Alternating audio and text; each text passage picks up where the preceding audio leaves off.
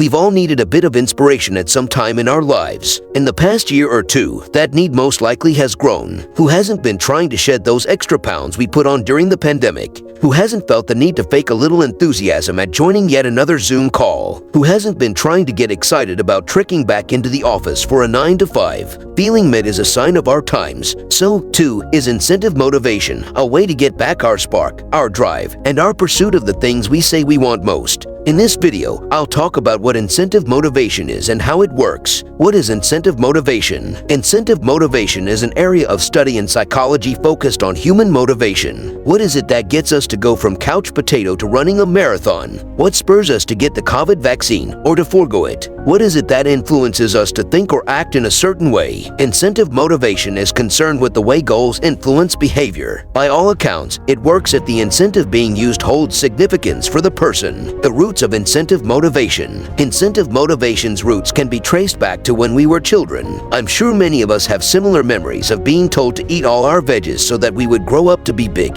and strong. And if we did eat those veggies, we would be rewarded with a weekend trip to a carnival or amusement park or playground of choice. The incentive of that outing was something we wanted enough to have it influence our behavior. Growing up, incentive motivation continues to play a major role in what we choose to do. For example, while we may not have relished the idea of spending years studying, getting good grades, pursuing advanced degrees, and graduating with sizable debt from student loans, a great many of us decided to do just that. Why? Because the end goal of a career, a coveted title, and the associated incentives of financial reward and joy in doing something we love are powerful motivators. One researcher who believes in the power of incentive motivation is weight management expert, co-author of the book State of Slim, and co-founder of the transformational weight loss program of the same name, Dr. Holly Wyatt. Her work with her clients has proven time and again that when motivation fizzles, incentives can reignite those motivational fires. Eat more veggies, exercise, keep track of my weight. These things and more do work.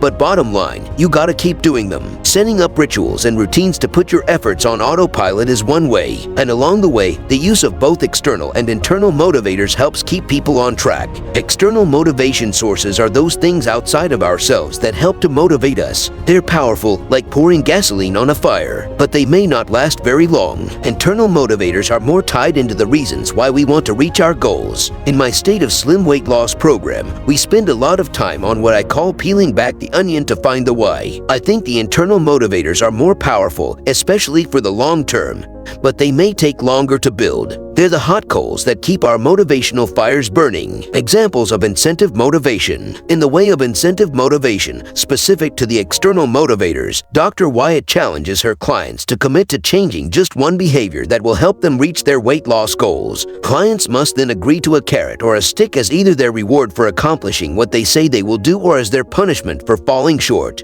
Those incentives might be something like enjoying a spa day if they do the thing they said they would do, or sweating it out while running up and down the stairwell of their apartment building a certain number of times as punishment for not following through. Whatever they choose, the goal must be something they really want, and the incentive must be something that matters to them enough to influence their behaviors in reaching those goals. Some people are more motivated by some sort of meaningful reward, whereas other people are more motivated by some sort of negative consequence or the taking away of a privilege. Another example of incentive motivation is playing out currently with companies and government entities offering perks to people who get the COVID vaccine. Nationwide, offers are being made in the way of lottery tickets, cash prizes, concert seats, free admission to events and discounts for food, and even free drink at local restaurants and bars. The list of incentives being offered to the public to increase vaccination rates is pretty extensive and quite creative. These incentives are financial, social, and even hit on moral sensibilities. But is this particular incentive motivation working?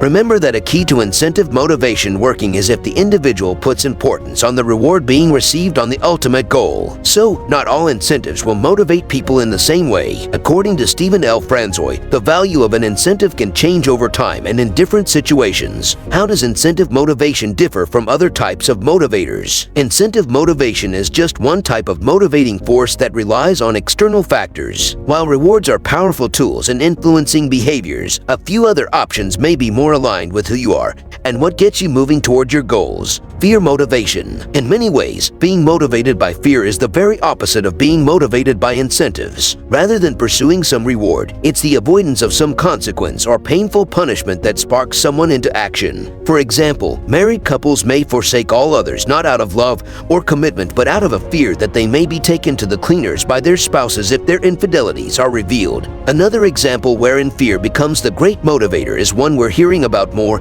and more as we're coming out of this pandemic: the fear of being poor. The fear of being poor has kept many people in jobs they hate. It's only now that we see a reversal as headlines are shining a light on just how many workers are quitting and refusing to go back to the way things were. Social motivation. Human beings are social creatures. The desire to belong is a powerful motivator. This type of social motivation sparks one's behavior in ways that, hopefully, result in an individual being accepted by a certain group or other individuals. The rise of the internet and the explosion of social media engagement has been both positive and negative in its power to motivate us to be included among what during our school days would be called the cool kids or cliques. We probably all have experienced at one time or another the feelings associated with not being chosen, whether to be on a team to play some game or as the winning candidate for some job or competition. Social rejection can make or break us. Before you get up and go, know that, especially during these challenging times, it's normal and very much okay to feel a lack of motivation. Know, too, that external motivators, such as those we've talked about in this article, can be great tools to get your spark back. We've only touched on a few here. There are many more, both external and internal. Remember that these external motivators, such as incentive motivations, are only as powerful as the importance placed on the reward by the individual. It's also important to note that if there isn't an aligned internal motivation, the results will more than likely be short-lived. For example, losing a certain amount of weight because you want to fit into some outfit you intend to wear at some public event may get you to where you want to be. But will it hold up after your party? Or will those pounds find their way back to you? If you want to be rewarded at work with that trip to the islands because you've topped the charts in sales and hustled to make your numbers, will you be motivated again and again for that same incentive? Or will you need more and more to stay motivated? Viktor Frankl, the 20th century psychiatrist, Holocaust survivor, and author of the best-selling book, Man's Search for Meaning, is quoted as having said, "Those who have a why to live can bear with almost any how." As important as external motivators like incentives may be in influencing behaviors, the key is always to align them with one's internal why. Only then will the results be long-lived. So, how might incentive motivation influence you and your behavior toward goals? Knowing your answer might keep you energized no matter what your journey and help to further your successes.